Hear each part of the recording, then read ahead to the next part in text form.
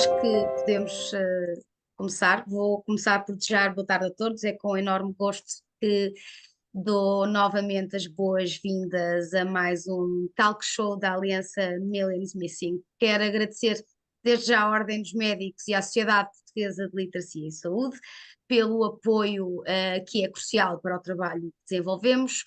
Hoje estamos aqui para falar sobre dois temas que afetam profundamente milhares de vidas: a encefalomielite miálgica e a Covid longa. O teste de exercício cardiopulmonar CPET 2 dias, que será apresentado hoje, é uma ferramenta crucial para o diagnóstico destas condições. Não estamos apenas a falar de ciência, estamos a falar de vidas. Estamos a falar de devolver esperança a pessoas que há demasiado tempo têm sido deixadas para trás. São doenças que ainda enfrentam negligência, mas que, graças a iniciativas como esta e outras, ganham cada vez mais visibilidade e seriedade. É uma honra contar com dois convidados de excelência: o professor Dr. João Carlos Vinck, pneumologista, cujo trabalho que eu admiro imenso, e a doutora Joan Serra Hoffman, nossa fundadora, e que é a força motriz desta Aliança Além Fronteiras. Muito obrigada a ambos por a vossa dedicação e inspiração a todos nós. Concluídas as apresentações, informo que a sessão terá apenas a duração próxima de 1 hora, culminando numa breve reflexão do professor Vinck. Em seguida, dedicaremos 15 minutos a perguntas que poderão ser colocadas no chat. Sem mais demora, passo a palavra ao professor Dr. João Carlos Vinck para iniciar este tema tão importante como o CPET de 2 dias. Professor, o palco é seu. Olá, boa tarde, Benny. Tudo bem? Tudo Olá, bom? estou a ver Bom se vê-lo. eu consigo compartilhar aqui o meu PowerPoint. E estão a ver o primeiro diapositivo, não estão? Sim. Ok. Então, estava a agradecer o amável convite da Aliança Millions Missing, as palavras simpáticas da Benny e a inspiração da Joane por organizar mais um talk show e por me convidar. E eu tenho todo o gosto enfim, participar nas vossas iniciativas, porque são extremamente louváveis, e a liderança da Aliança Millions Missing tem sido, de facto, um exemplo para todos nós. Portanto, este vai ser o meu tema de hoje.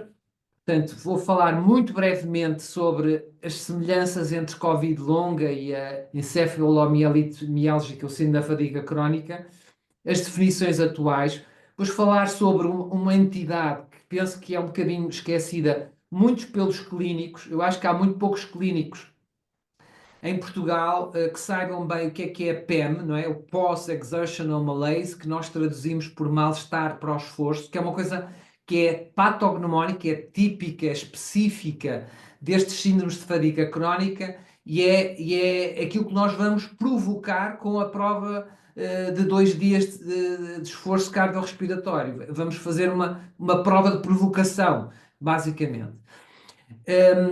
Eu depois vou falar da importância da prova de esforço cardiopulmonar, digamos, geral. Já ouviram numa outra talk show falar da importância da prova de esforço cardiopulmonar invasiva, que é um bocado mais completa e complexa, e que eu não vou meter no assunto. O professor Mário Santos, do Centro Hospitalar do Porto, do Instituto de Ciências Biomédicas Abel Salazar, é uma pessoa que está a montar essa prova de esforço cardiopulmonar invasiva, e o professor Rodolfo já vos falou também dela noutra sessão.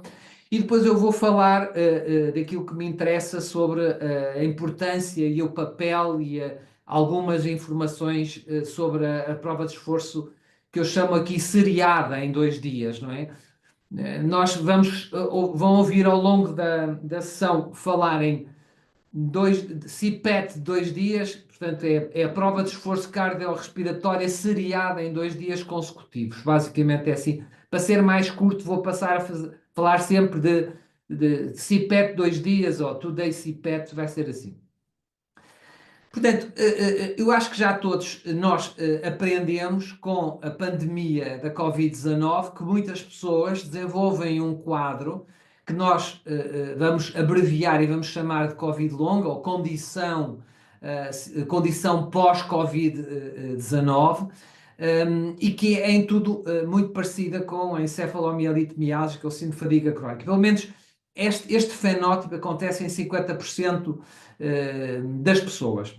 E vejam aqui os sintomas da Covid longa e da encefalomielite miálgica nestas várias colunas e vejam que há aqui uma sobreposição enorme. Portanto, a fadiga digamos, dos sintomas majores, as dores de cabeça, as perturbações do sono, as alterações da memória, a depressão, a ansiedade, as mialgias, enfim, o acontecerem síndromes gripais, volta e meia, a existência de uma intolerância ortostática, uma hipotensão, as palpitações, problemas digestivos, a tosse, as alterações do cheiro e do olfato base, curiosamente, são mais características da Covid longa do que da encefalomielite miálgica, mas, portanto, como vê aqui, há aqui uma grande sobreposição e importa sabermos quais são os critérios de uns e quais são os critérios de outros. Estes são os sintomas da apresentação da encefalomielite miálgica, como já viram, multissistémicos, vários órgãos e sistemas, mas, digamos, a fadiga, os sintomas relacionados com a parte respiratória, com o aparelho cardiocirculatório, são de facto muito importantes. E para se considerar a encefalomielite miálgica, segundo, digamos, as National Academy of Sciences, este era os critérios de 2015, era a eleição, portanto, é importante a existência, no ponto número 2, da tal PEM, não é? Post-Exertional Malaise, ou chamado mal-estar pós-esforço. Portanto, isto é uma condição sine qua non. A existência também de um sono que é pouco reparador, a existência também de uma fadiga profunda, prolongada, persistente de 6 meses, associada também a pelo menos uma destas manifestações, ou intolerância ortostática, portanto, aqueles sintomas de vertigem, de tonturas, com a taquicardia associada, ou também de perturbações de memória e de concentração, o chamado brain fog.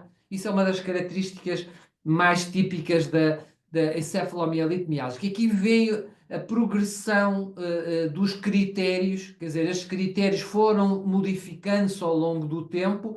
Estes últimos que eu mostrei são os mais consensuais, foram adotados pelo National Institute of Health. O mesmo aconteceu para a Covid longa. A definição atual e mais consensual é esta da National Academies, portanto, e que propõe o seguinte, a existência também de um sintoma major que é a post-exertional malaise.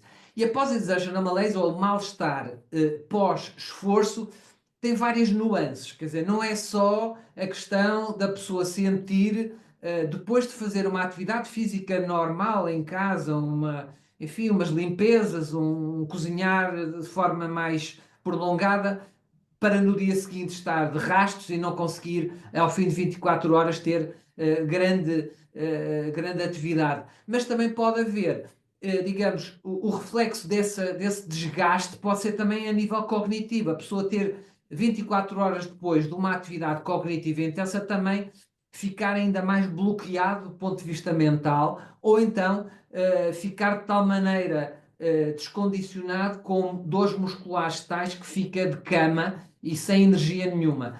Digamos, esta imagem aqui que vem no slide, parece aqui uma bateria do telemóvel descarregado, é de facto uma boa imagem para mostrar aquilo que a pessoa que sofre do pós-exertional malaise, portanto do mal-estar pós-esforço, sente. De facto, uma fadiga extrema, às vezes também alguns sintomas de tipo gripal. E já se sabe, hoje em dia, o porquê que isto acontece. Este é um estudo que eu aconselho vivamente a lerem, publicado este ano, que mostra exatamente as várias componentes patofisiológicas que acontecem no corpo de quem tem encefalomielite miálgica ou long COVID, que são, por um lado, a disfunção das mitocôndrias, que é, digamos assim, a nossa fábrica de energia dentro da célula. portanto, o vírus ou os vírus que provocam esta disfunção, portanto, quase que fazem um hijacking da célula e, portanto, deixam de fazer com que a mitocôndria produza o ATP, a energia que nós necessitamos para funcionar. Mas também existem outras possibilidades, que é a existência de uma baixa perfusão. Portanto, os próprios tecidos que irrigam os músculos, devido à formação de pequenos coágulos ou devido a alguma uma deformabilidade dos eritrócitos, dos glóbulos vermelhos, que são os que, digamos, transportam o oxigênio e transportam, são as células principais de transporte. As alterações vasculares fazem com que o fornecimento de oxigênio fique reduzido e haja um aumento da produção de radicais de oxigênio que são nefastos para o músculo e levam a lesões e a processos oxidativos e inflamatórios locais. Aquilo que também se pensa é que haja alterações imunológicas. As nossas células imunológicas, sobretudo os linfócitos T, sofrem de uma exaustão tal que não conseguem, digamos, combater estas agressões inflamatórias causadas pelos vírus e por outros que causam estes síndromes de fadiga crónica e, portanto, levam a um sistema imunológico que está pouco ativo e que, portanto, aumenta a suscetibilidade das infecções. Portanto, quando os doentes nos procuram, os doentes com estes quadros, eles não chegam lá a dizerem: olha, eu tenho long COVID ou eu tenho encefalomielite miálgica. Não, eles chegam lá com vários sintomas e nós, clínicos, temos a obrigação de, com base nesses sintomas, suspeitar sempre que possa existir um quadro desta natureza. E quando nós durante esta pandemia tivemos a oportunidade de seguir múltiplos doentes que tiveram a infecção aguda e que mais tarde nos reapareceram na consulta, já sem terem a infecção aguda, mas queixando-se de sintomas respiratórios, nós tivemos que abrir uma chaveta para estudar estes doentes com, digamos, esta forma que eu digo de Covid respiratório, Covid pulmonar longo, a longo prazo.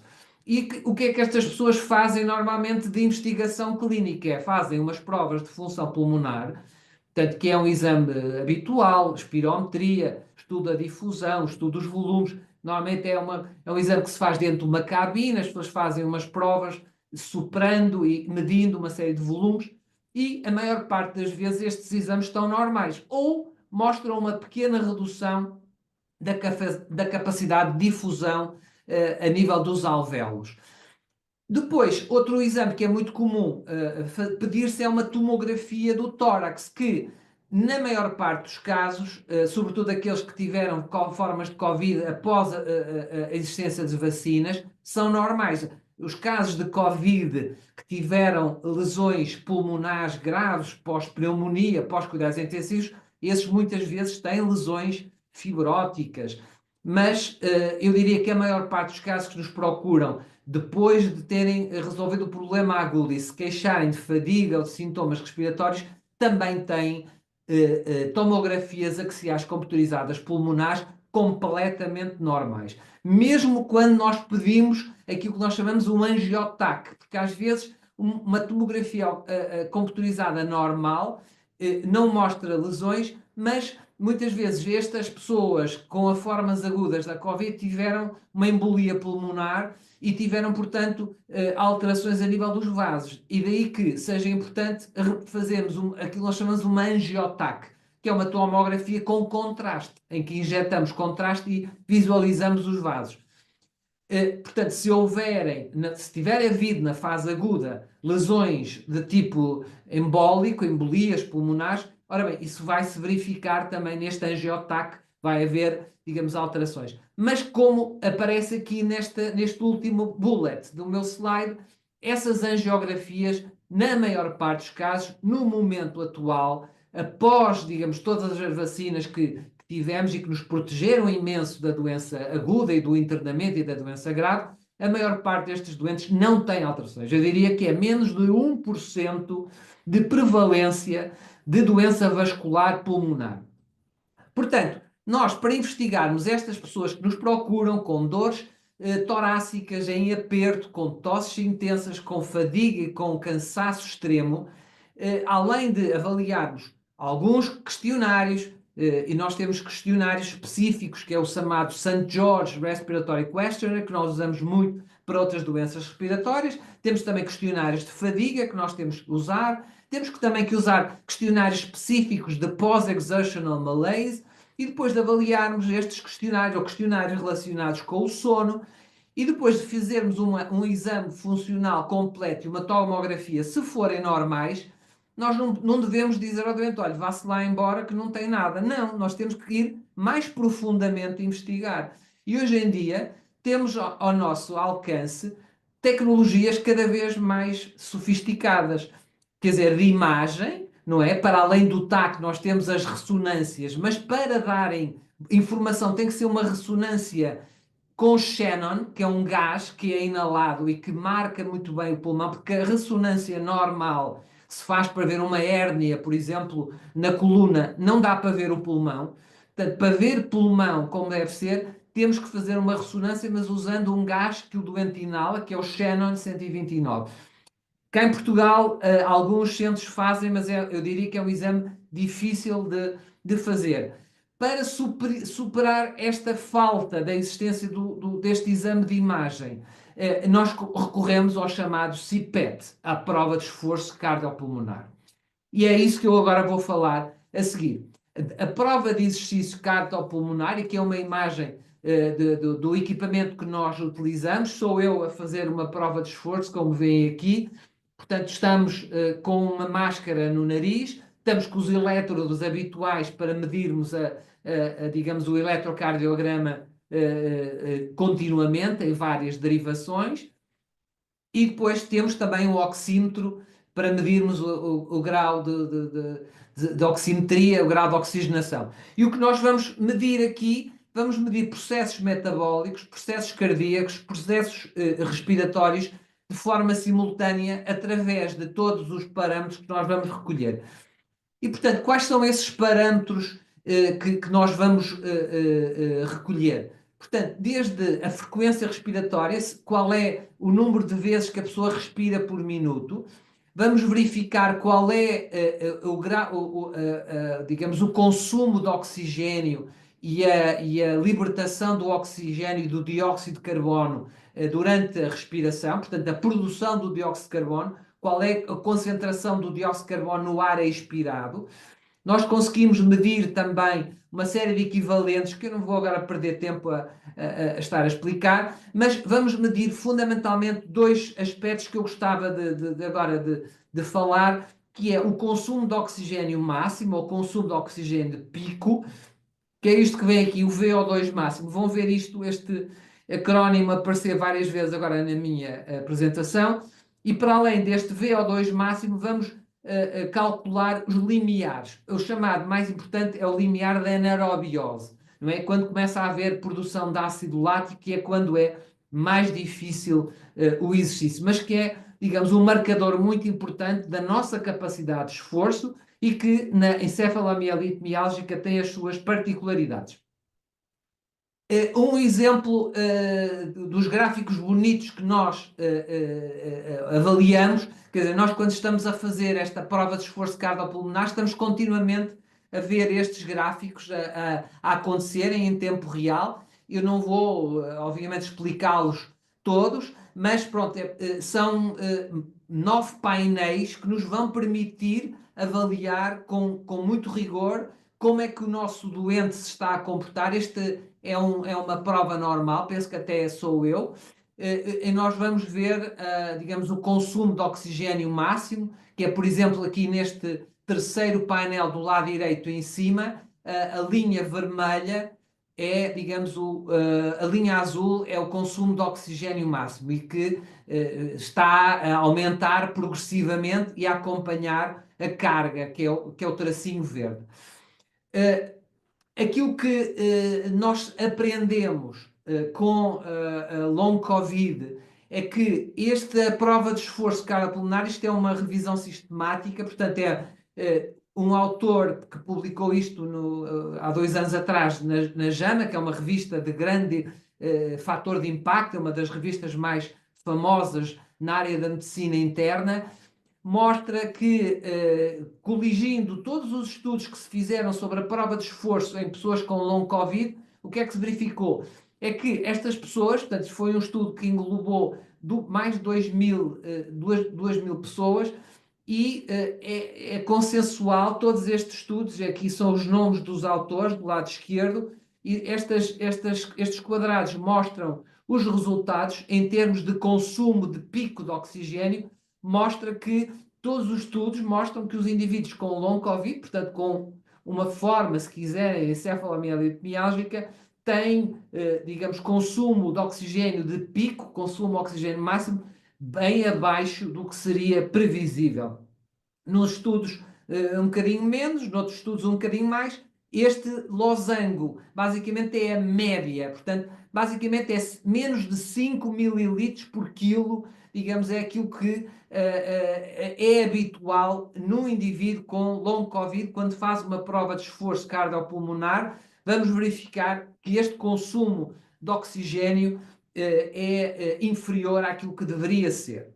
E, portanto, além desta redução do pico de consumo de oxigênio, aquilo que também verificamos, isto é um trabalho muito bom, em que foi da equipa do professor David Systrom, de Boston, em que foi incluído também o professor Rodolfo Oliveira, que já ouviram, de São Paulo. O primeiro autor é o Philip Joseph, que também esteve cá em Lisboa o ano passado, e que nos dizem que, além do pico reduzido do consumo de oxigênio, nós também verificamos um limiar da anaerobiose mais precoce, ok? Outra das coisas que se verificam é a existência de uma incapacidade ventilatória, em que há um aumento do volume minuto versus a produção do dióxido de carbono. E também outra das coisas que se verifica, quer na encefalomielite miálgica, quer no chamado long COVID, ou, se quiserem, a condição pós-Covid agudo, ou PASC, é uma incompetência cronotrópica. O que é que isso quer dizer? Quer dizer que o aumento da frequência cardíaca não se verifica de uma forma normal, devido à disfunção autonómica e devido aos problemas de hipotensão que estas pessoas têm. Daí que seja possível, digamos, com uma prova de esforço cardiopulmonar isoladamente, nós percebermos quais são, digamos, os sistemas e os órgãos envolvidos nos sintomas de fadiga, dispneia e das palpitações. Portanto, é possível, com base naqueles gráficos, naqueles painéis que eu mostrei há bocadinho, perceber se a causa principal da fadiga ou da dispneia ou das palpitações tem a ver com, digamos, uma lesão circulatória, e nós vamos ter estas coisas que estão aqui do lado esquerdo, ou uma lesão ventilatória por alterações do pulmão, por alterações vasculares, em que nós vamos ter aqui por exemplo, uma baixa do nível do CO2 expirado, ou uma respiração disfuncional, que eu vou mostrar à frente, e por último também causas a nível do músculo. Portanto, esta prova de esforço cardiopulmonar, se a fizermos de forma isolada, é importante para nós percebermos qual é que é o mecanismo subjacente aos sintomas que o nosso doente com Covid longa ou com MI-CFS tem. Isso é importante para quê? Para tentarmos arranjar soluções para reverter, digamos, estes mecanismos, ok?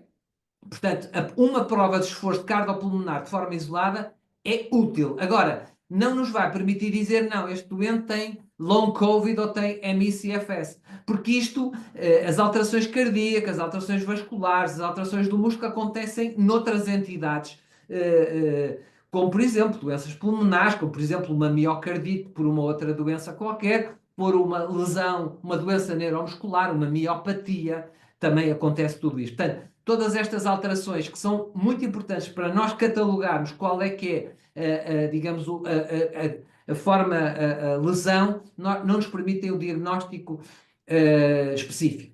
Aqui é só por curiosidade, eu não vou perder tempo com isto, é mostrar que um doente normal, o volume minuto, portanto é o volume que nós mobilizamos a cada minuto, portanto em litros, vai aumentando numa pessoa normal, aqui na primeira coluna é um doente normal, vai aumentando progressivamente.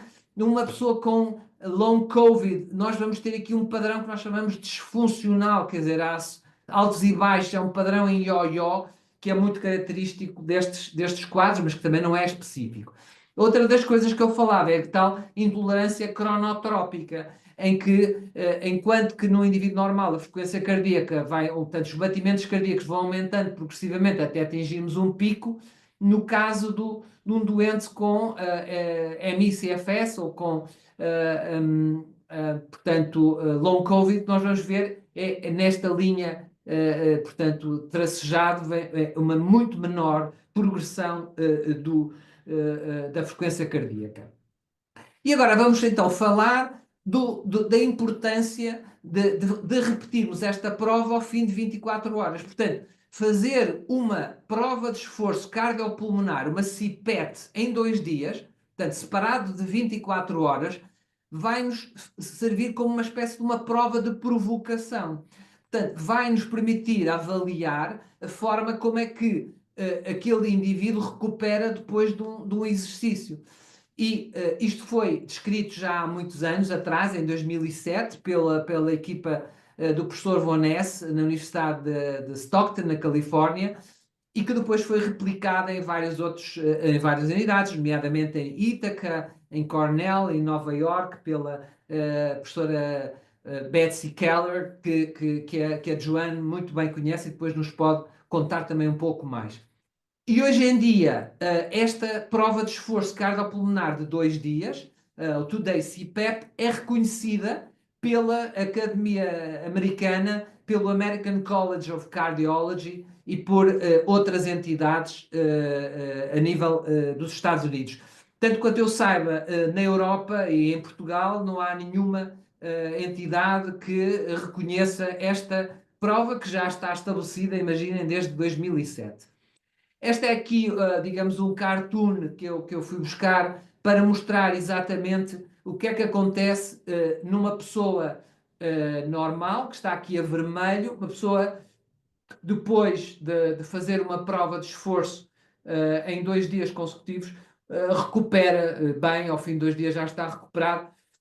Uma pessoa que faz esta prova de esforço e que tem encefalomielite miálgica, portanto, vai ter na segunda prova, portanto, um pico de consumo de oxigênio, um VO2 muito mais inferior, significativamente inferior, e vai ter um início muito mais precoce do limiar da anaerobiose. E isto não tem a ver com a variabilidade, porque nós sabemos que quando uma pessoa normal repete uma prova de esforço, normalmente faz melhor, ou igual ou melhor. Uma pessoa com uma encefalomielite miálgica, síndrome da fadiga crónica, um doente com long COVID, o que vai acontecer é que vai fazer muito pior na segunda prova. E é isso que é específico, que é característico. Portanto, o que é importante é que quem vai fazer uma prova de 2 dias de CPET tem que estar bem preparado. Isto são as recomendações, que é importante que a pessoa, nas 2 semanas antes, não faça grandes esforços. É importante que o doente, quando viaje para o local, chegue com algum tempo de antecedência. É importante que o local onde vai fazer este exame seja um local agradável. E, inclusivamente, é importante, sobretudo na segunda prova, nós darmos hidratação aos doentes e há quem ofereça, por exemplo, uma bebida daquelas energéticas, portanto, eletrólitos, ou há quem use também a água de coco, que é extremamente equilibrada e, portanto, para hidratar e para repor os fluidos e eletrólitos. E depois também é importante que nesta segunda prova, o doente repousa e que fique logo deitado. Convido-vos, quem tiver interesse, a ler este artigo, que é um artigo que foi escrito por toda aquela equipa da Califórnia e também de Nova Iorque, e que mostram exatamente quais são as estratégias que cada doente deve ter. Por exemplo, inclusivamente, uma pessoa que tenha que viajar, por exemplo, vem de Lisboa e vem para o Porto, convém viajar no dia anterior, ficar num hotel tranquilo, ter cuidado, vejam lá, aqui uma atenção, estar com um quarto longe da máquina do gelo, que normalmente faz barulho, eventualmente usar earplugs, porque estas pessoas muitas vezes têm muita sensibilidade ao ruído e à luz, e portanto é importante ter atenção, por exemplo, se for tomar um chuveiro, utilizar um banco ou estar sentado para não se esforçar e portanto estar hidratado. E depois é importante também saber, depois do exercício, ser também fazer alguns exercícios para tentar recuperar. É evidente que algumas pessoas sabem que ao fazer uma prova de esforço em 2 dias podem ter algumas inconveniências. E já foi descrito há muito tempo a possibilidade de alguns doentes, sobretudo doentes mais graves, ficarem de facto bastante cansados no segundo dia e precisarem de vários dias para recuperar. Isso é algo que as pessoas têm que ter consciência, porque basicamente nós estamos a fazer uma prova de provocação, estamos a provocar um episódio de PEM, um episódio de Post-Exertional Malaise. E, portanto, é importante que as pessoas saibam que isto poderá acontecer, ficarem pior nos dias seguintes. Outra coisa que também tem que saber é que estes exames, para já, não são cobertos pelas seguradoras. Posso dizer que eu vi na internet que em Ítaca, New York, portanto, o Today CPET custa $2.200. Nós, felizmente, em Portugal, conseguimos fazer este exame por muito menos do que isto. Este é um artigo que eu trago cá, que é da Betsy Keller, que é publicado o ano passado e que mostra exatamente, portanto, os controles, as pessoas que fizeram Today CPET. Vejam aqui a fadiga, a evolução da fadiga. Obviamente ficam mais fatigados no dia seguinte, mas que depois recuperam, ao fim de 2 dias já estão bem e ao longo do tempo vai recuperar. São os pontinhos azuis. Uma pessoa com ME/CFS ou Long COVID, o que vai ter aumenta significativamente a fadiga e demora muito mais tempo a recuperar do que um indivíduo normal. Portanto, há quem esteja a pensar em utilizar, digamos, alguma metodologia do tipo de questionários específicos para simularem, digamos, esta post-exertional malaise e demonstrarem este tipo de agravamento clínico subjetivo, como, digamos, um marcador indireto deste agravamento do Today CPET. Já foi feita também uma meta-análise, uma revisão sistemática de todos os artigos publicados, que mostra claramente, e vejam aqui, são as médias dos vários exames, que mostram que, comparativamente com o controle, os pacientes têm menos, digamos, VO2 máximo, o VO2 na limiar da anaerobiose, a carga também é inferior, 7,5%, o que não costuma acontecer de todo em todo. Este é mais um artigo também muito recente, também da Betsy Keller. Portanto, estamos aqui a citar muitas vezes a Betsy Keller, foi publicado este ano e que é o estudo maior até agora publicado de Today CPET, portanto 84 pacientes com ME/CFS, e que mostra, vejam, de forma consistente uma redução de 5% do pico da carga em watts, não é? Imagina uma pessoa na primeira prova consegue aguentar, imagina, 80 watts, mas na segunda prova já conseguem só aguentar 60, não é?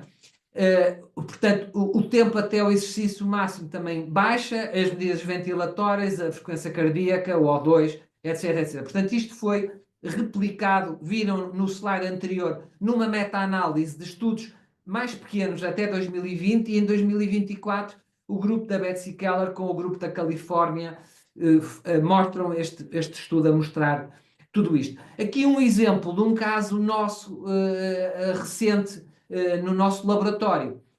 Aqui o que nós vemos, azul portanto, o consumo de oxigênio máximo, e se virem o consumo de oxigênio máximo atinge aqui um pico do lado esquerdo no primeiro dia, mas se virem no segundo dia já não consegue atingir aquele pico ali. Portanto, passou de 15 litros por minuto para 9, perdão, passou de 31 mililitros por minuto por quilo para 27,8. Portanto, uma redução de cerca de 5 mililitros e, sobretudo, onde se nota mais é o limiar da anaerobiose, esta linha vertical, que diz aqui VT1, que foi aqui neste ponto, cerca dos 10 minutos. Se virem aqui, o limiar da anaerobiose, aqui na segunda prova, foi atingido muito mais precocemente, portanto, a 32% do VO2 pico, enquanto que aqui tinha sido atingida 42% do VO2 pico.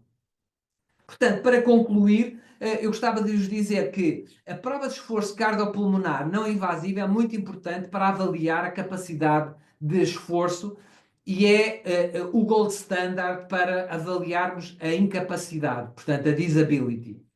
Como viram, esta capacidade de exercício está reduzida na encefalomielite miálgica e no long COVID, nos vários parâmetros que eu falei, que pode ser causada por quê? Por uma respiração disfuncional, por uma disfunção autonómica, por uma incompetência da cronotrópica, por uma falta de uptake do oxigênio, ou eventualmente, como o professor Systrom demonstrou, a existência também de uma insuficiência do pré-load, da pré-carga, que nós não medimos na prova de esforço não invasiva. Por outro lado, o CPET também pode ser muito importante para programarmos a reabilitação destas pessoas. Estas pessoas precisam de uma reabilitação chamada um pacing, tem que ser muito bem estruturado e é possível, nós se quiser podemos falar um pouco sobre isso na discussão, é possível definir, digamos, qual o grau de exercício, até onde é que nós podemos ir para não entrarmos em risco de PEM, de termos um crash dos nossos sintomas. E, portanto, como eu vos mostrei, uma prova de CPET de 2 dias, seriada, pode confirmar a PEM, que, por sua vez, é patognomónica desta doença. Não há mais nenhuma doença que nós temos que tenha esta característica da PEM. E, portanto, na ausência de um biomarcador específico, que todos nós estamos à espera, que venha algum dia uma análise ao sangue nos possa dizer, ok, eu tenho long COVID, ok, eu tenho MI-CFS. Não temos ainda neste momento. Portanto, enquanto não temos este biomarcador, esta prova pode ser muito útil em diagnosticar MI-CFS e long COVID. Muito obrigado pela vossa atenção. Deixo-vos aqui uma imagem aqui do Porto, da minha cidade, na Red Bull Air Race, onde também se fazem aqui piruetas e se fazem aqui provas bem interessantes. Muito obrigado pela vossa atenção. Muito obrigada, professor Wink. Agora temos aqui a Joan. Eu queria dar os parabéns à exposição do Dr. Wink, porque realmente, além da parte científica, ele explicou excepcionalmente bem a experiência de muitos de nós quando passamos por esse exame, as considerações que são necessárias e o que também podemos esperar desse resultado. Esse exame de CPET de 2 dias foi muito importante para mim, porque realmente marcou o início de um diagnóstico de encefalomielite miálgica que iria ser levado a sério e que também me permitiu, eventualmente, quando apresentaram o meu caso médico à junta das seguradoras, que seria o equivalente aqui da junta médica em Portugal, era um exame que demonstrava objetivamente, sem nenhuma subjetividade, a gravidade dos problemas que estava passando, que o meu corpo não produzia suficiente oxigênio, que tinha limitações de produção de energia, desautonomia, problemas cardiovasculares. eu fiz o exame de CPET de 2 dias, 21 meses após contrair uma pneumonia viral. E pensando atrás, foi uma pena não ter feito o exame antes, porque durante esses 21 meses tive recomendações de médicos que não entendiam o conceito do post-exertional malaise e mandaram-me fazer um exame, um programa de exercício muito vigoroso, caminhar 10 passos por dia, mesmo com febre, nadar 15 a 30 minutos todos os dias, pelo menos 5 vezes a 7 vezes por semana. E este programa de exercício, o que resultou era eu estava ligeiramente doente e em questão de 6 meses já não me conseguia levantar da cama. Era uma série de push and crash cycles. Estive essencialmente confinada à cama 24 horas por dia. O diagnóstico correto de encefalomite miálgica aconteceu através de uma clínica especializada que recomendaram imediatamente eu fazer o CPET de 2 dias. E, efetivamente, o exame revelou limitações severas que não podiam ser debatidas realmente e mediu objetivamente o impacto da encefalomite miálgica no meu corpo. Em termos de capacidade física, o exame demonstrou que o meu consumo de oxigênio pico, o VO2, que o Dr. Wink falou na palestra dele, era equivalente a de uma mulher sedentária de 94 anos ou uma mulher ativa de 98 anos. Também revelou que tinha desautonomia, que tinha respostas anormais na pressão arterial e ventilação durante o exercício e problemas cardiovasculares, que tinha uma capacidade reduzida do coração de bombear o sangue adequadamente. Acho que isso é a incompetência cronotrópica que o Dr. Wink mencionou. E, efetivamente, o meu performance no dia 1, no primeiro dia era mau, mas no segundo era muito, muito pior. E, finalmente, demonstrou este conceito de post-exertional malaise, que todo mundo acha tão elusivo e que muitos não acreditam que nós temos, que tenho intolerância ao exercício físico, medida por sintomas anormais associados à atividade. As recomendações de tratamento que surgiram após o CPET foram os que me ajudaram a eventualmente começar a me poder levantar e começar a fazer uma vida menos restrita. A primeira coisa foi evitar a todo custo ter mais crises de post-exertional malaise e esse ciclo de esforço excessivo, levando a um crash. Também o exame permitiu-me identificar qual era o limiar anaeróbico que eu não devia ultrapassar, ou seja, manter a frequência cardíaca abaixo desse limiar e usar aqueles reloginhos de fitness que a pessoa tem, não é? Um rastreador de frequência cardíaca, para me ajudar a avisar quando estava excedendo isso, para assim evitar um crash. E adotar um ritmo de atividade extremamente controlado. Ou seja, quando me levantava da cama, é que geralmente só me levantar da cama já passava o limiar anaeróbico. E até dormindo às vezes, passava esse limiar. Então, o que a doutora Betsy Keller sugeriu era fazer uma movimentação muito lenta e deliberada, tudo muito lento, e por cada minuto de movimento ou esforço, descansar pelo menos 2 ou 3 minutos. E comecei por aí, até eventualmente poder andar de novo a passo de tartaruga, mas consegui andar e fui melhorando. E depois houve a potencial participação num estudo clínico da Universidade de Harvard com o Dr. Systrom para explorar o uso do CPET invasivo e também do medicamento Mestinon, e recomendaram que eu tentasse fazer esse exame. Mas, em todo caso, foi esse exame do CPET de 2 dias que foi a prova de ouro, que essencialmente ajudou-me a debater os médicos que tinham dito que realmente eu estava cedendo à doença, isto era, eu estava com uma atitude de não querer melhorar, e também ajudou-me a começar um plano de reabilitação que era adequado ao estado onde eu estava, e efetivamente fiquei melhor. eu queria agradecer o Dr. Wing por ter tido a iniciativa de oferecer este exame em Portugal, é a primeira pessoa a fazer, e realmente é um instrumento muito, muito valioso. E mesmo tendo tido o relapso, não é, depois de fazer o exame de 2 dias, no meu caso, tive que descansar 3, 4 dias, valeu a pena. E foi porque me ajudou não só a demonstrar que isto não era devido à falta de condicionamento ou à falta de medo ao exercício e outras coisas mais, mas que também me ajudou a estabelecer um programa de reabilitação. É só isso. Muito bem. Sem dúvida. Uhum. Completamente de acordo, Joana.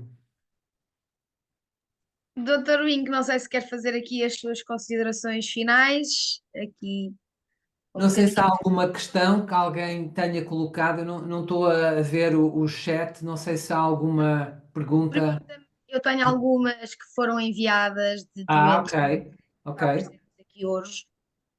Eu posso começar pela primeira pergunta, se sim. puder, se não for inconveniente. Já pedi aqui a todos os integrantes para colocarem no chat as questões que queiram fazer a ambos. Contudo, a primeira pergunta que eu tenho é da mãe de uma jovem com encefalomielite miálgica que quer saber se o exame é indicado para crianças e adolescentes com encefalomielite miálgica ou crianças e adolescentes com Covid longa e se existem algumas considerações especiais para fazer este exame.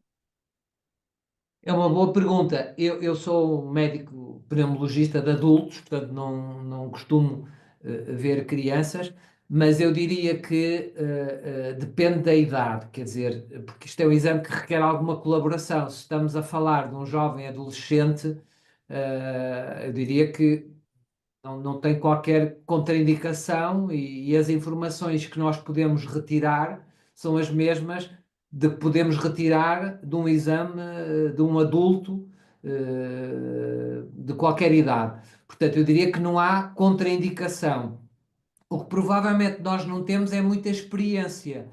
Eu confesso que na revisão que fiz não encontrei nenhum estudo em que tenham feito provas de esforço cardiopulmonar de 2 dias em jovens ou crianças. Agora, aquilo que eu me soube dizer, que eu queria dizer aqui, era que não vejo qualquer problema, tal como não há contraindicações para fazer provas, digamos, funcionais respiratórias a jovens e a crianças, desde que colaborem. Certo? Não parece que seja contraindicado e que possamos retirar exatamente as mesmas conclusões, que no adulto.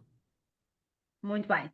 Temos aqui uma questão da Carolina Santos, que é a nossa aliada aqui na Aliança Mielense Missing. Olá, Carolina. Os resultados deste exame vão ter alguma influência a nível de terapêutica medicamentosa? É muito boa pergunta, Carolina. Eu penso que sim, porque se nós tivermos uma prova de esforço cardiopulmonar, portanto, e para avaliarmos isso, não precisamos de fazer duas provas. As duas provas é para confirmar que temos um doente com long COVID, com ME/CFS. E tendo um doente com esse diagnóstico, perceber se a limitação funcional é mais do ponto de vista cardíaco, ou mais do ponto de vista respiratório, ou mais do ponto de vista muscular, pode nos servir para planificarmos melhor as terapias.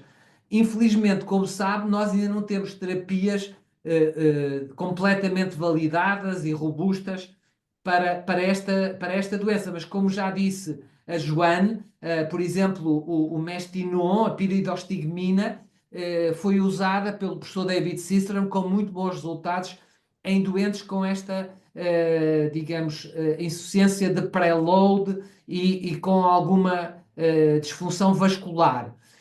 E, portanto, nós sabendo qual é que é a disfunção principal, também vamos poder escolher fármacos, por exemplo, que atuem mais na mitocôndria, se o problema é mais a nível da extração do oxigênio ou a nível, digamos, muscular, também podemos escolher alguns fármacos que tenham mais esta ação. Houve um ensaio também clínico relativamente recente, muito pequeno, a mostrar a eficácia de um fármaco que estabiliza as mitocôndrias, se quiser. E, portanto, acho que é certamente um bom método para nós conseguirmos subclassificar, se quiser, os doentes com fadiga crónica, síndrome de fadiga crónica, long COVID e encefalomielite miálgica. Tentámos catalogá-los em subgrupos, em subfenótipos, de acordo com a disfunção principal. Muito bem. Temos aqui duas questões da Mónica. Uma delas, é que, estando acamada há 2 anos, se é capaz de fazer o ICPET, e também tem outra questão, que é: gostava de saber, portanto, o valor do ICPET de 2 dias com o professor Wink, e onde é que pode realizar este teste. Ok. Portanto, fazer um CPET de 2 dias, portanto, implica que a pessoa consiga pedalar e estar sentado pelo menos durante 15 minutos em cima de uma bicicleta. Se a pessoa tem, digamos, a forma da doença muito grave, muito debilitante, como parece ser o caso, não vai ser fácil fazer este exame, porque nós não conseguimos fazer este exame deitado. Tem que ser sentado e em cima de uma bicicleta e pelo menos aguentar, digamos, 10 minutos a pedalar, idealmente 15 minutos a pedalar. Claro que isto é variável, há pessoas que ao fim de 5 minutos já, digamos, atingiram o limiar da anaerobiose e já se esgotaram e não conseguem avançar mais. Estamos a falar dos casos mais graves. Mas pronto, o que vai ser, digamos, digamos, contraindicação, se quiser, é a incapacidade de se manter sentado, porque há pessoas que têm uma hipotensão de tal maneira dramática quando se levantam ou quando se sentam que não conseguem aguentar esse tempo que nós exigimos para estar numa bicicleta. Agora, se consegue estar levantado e fazer algumas caminhadas, mesmo que sejam pouco pequenas, como dizia a Joana, 1 minuto a caminhar, se sobe escadas e demora muito tempo a subir escadas, mas consegue subir escadas, obviamente que isso também vai permitir que fazer-lhe um CPET e o CPET vai se ajustar, a carga que nós vamos utilizar vai ser de acordo com aquilo que é capaz de fazer. Quer dizer, uma pessoa que ao mínimo esforço se cansa, obviamente não vamos pôr uma carga de 20 watts, nós vamos pôr uma carga de 5, que é uma carga pequena, que a pedaleira fica um bocado pesada, mas pouco. Agora, portanto, vai depender um pouco mais da questão da posição, acho eu, do que propriamente do resto. Quanto ao preço, eu não lhe sei dar os valores assim precisos. Portanto, nós estamos a fazer no Instituto CUF Porto, que é aqui, portanto, na Estrada da Circunvalação, perto da Estrada da Circunvalação, perto do Norte Shopping, que é muito conhecido aqui no Porto. Mas os valores são francamente inferiores, eu diria 1/5 dos valores praticados nos Estados Unidos, que eu vi na internet, em Ítaca, eram $2.200. Não sei, a Joana que fez lá pode confirmar. Sim, exatamente. Agora, entretanto, já deve ter ficado mais caro, presumo, não? Anyway, sim, é o exame caro. Exame caro.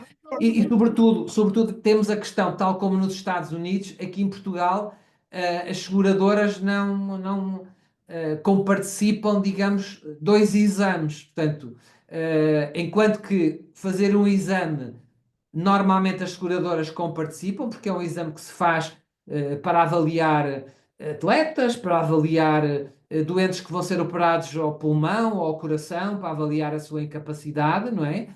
Mas fazer 2 exames em 2 dias seguidos ainda não está comparticipado, o que é certamente uma luta, tal como nos Estados Unidos ainda não é comparticipado. Eu acho que é uma missão que a Aliança Millions Missing pode ter de pressão sobre, digamos, as seguradoras, sobre, Sim, digamos, sobre o Serviço Nacional de Saúde, para que isto possa vir a ser comparticipado.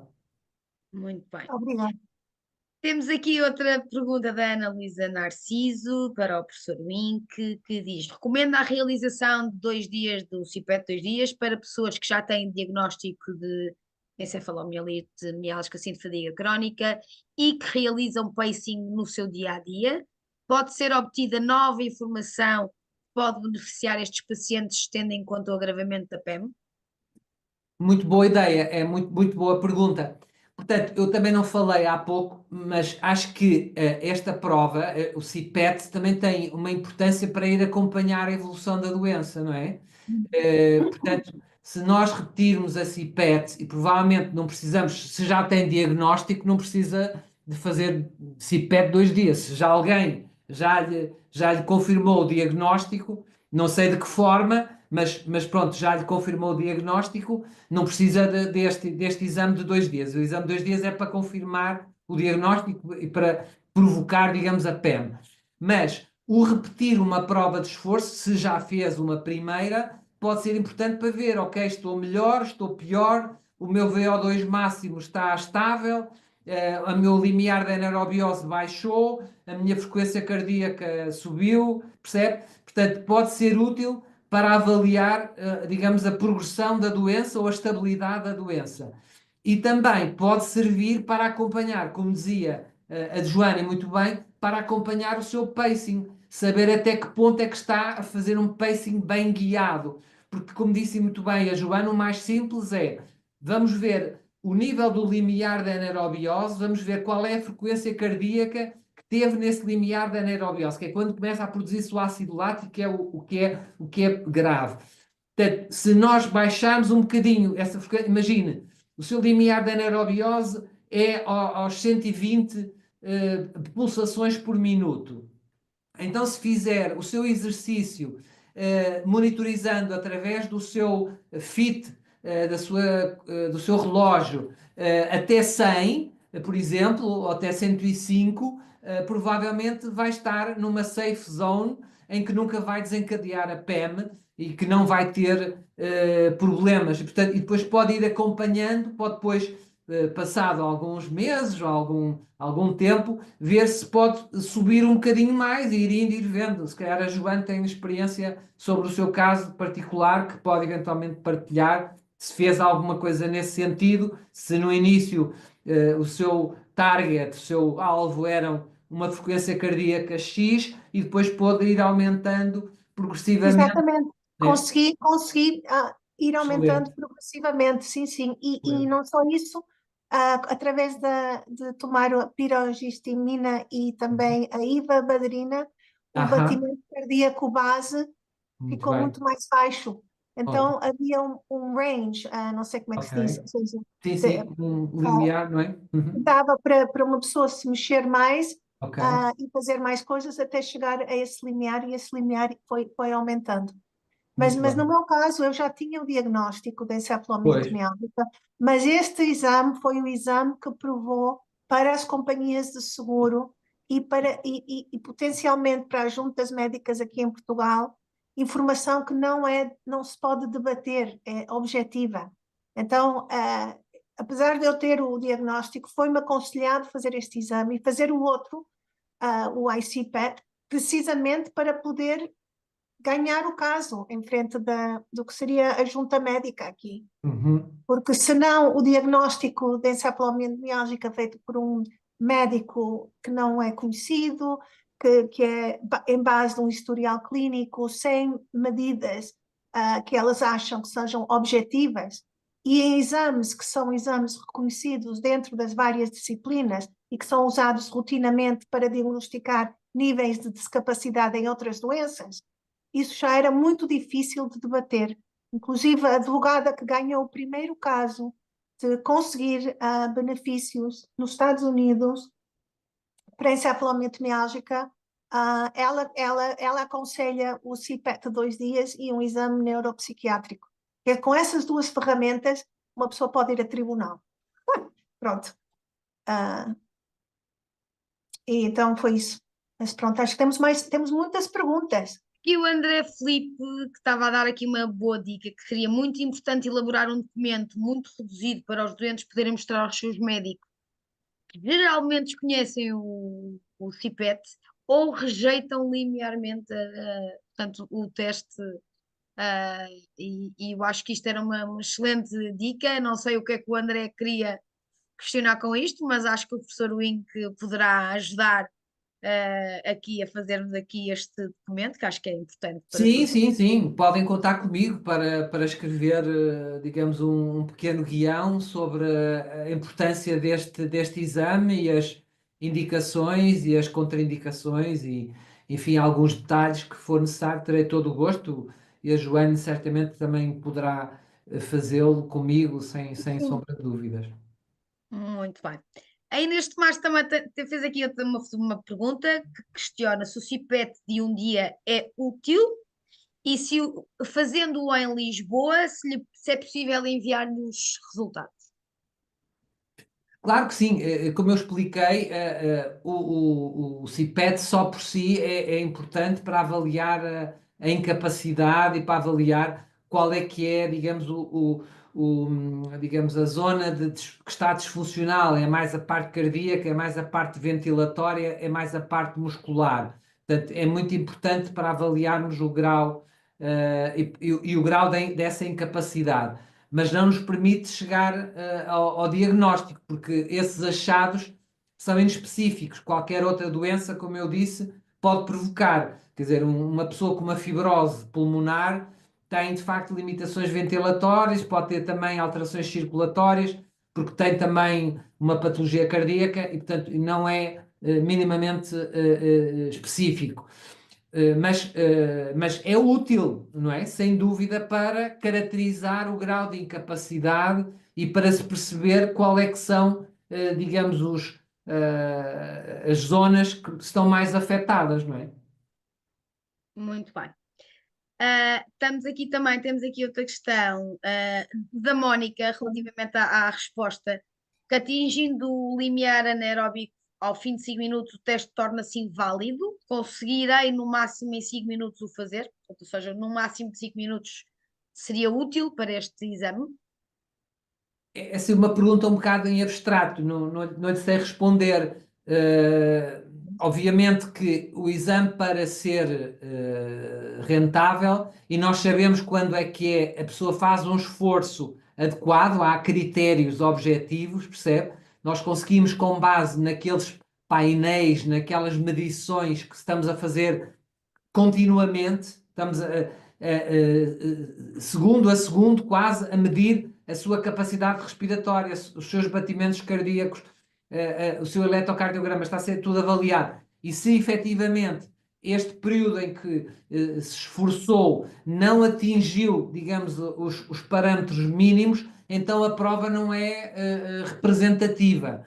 Mas há pessoas que ao fim de 5 minutos já atingiram esses parâmetros e podem ser suficientes para se chegar a alguma conclusão. Mas não é fácil dizer assim em abstrato se aguentar 5 minutos é suficiente ou não. Não sei dizer. Aquilo que nós temos que ser capazes é que perante as dificuldades da pessoa, ajustarmos o protocolo para que a Certo. pessoa consiga aguentar os 15 minutos. Portanto, é óbvio, se a pessoa está muito afetada, tem um grau de fadiga e de dispneia muito elevado, eu não posso pôr uma carga muito elevada se a pessoa ao fim de 5 minutos está exausta. Percebe? Portanto, vamos ajustar a subida da carga de acordo com a reserva que a pessoa tem. Mas é muito difícil assim dizer se aguentar 5 minutos se é representativo ou não. Temos que ser com base só no resultado da prova. Muito bem. Professor Wink, muito obrigada. Está toda a gente a Nada. agradecer no chat pelas suas amáveis respostas. Tínhamos muito mais perguntas, aliás, temos muitas Fico à perguntas enviadas. vontade, se algumas pessoas quiserem contactar-me, a Beni pode dar o meu contacto de e-mail, terei todo o gosto em responder. Muito Muito bem. obrigada. Vou só então aqui finalizar, aqui encerrar aqui a nossa talk show. E antes de encerrarmos, quero dar-vos a indicação que esta sessão foi gravada e será disponibilizada no nosso canal de YouTube e dizer-vos que já estamos a preparar os talk shows de inverno, onde continuaremos a abordar temas essenciais sobre estas doenças E para 2025 vem aí a segunda Conferência Internacional sobre Avanços Clínicos e Científicos em Encefalomielite Miálgica e Covid longa, nos dias 12 e 13 de novembro, desta vez no Porto, na Ordem dos Médicos, um marco muito importante para darmos continuidade a esta luta. Para mais informações já sabem, aliançamilens65.org. Muito obrigada e até breve. Muito obrigada a todos. Obrigado. Obrigada.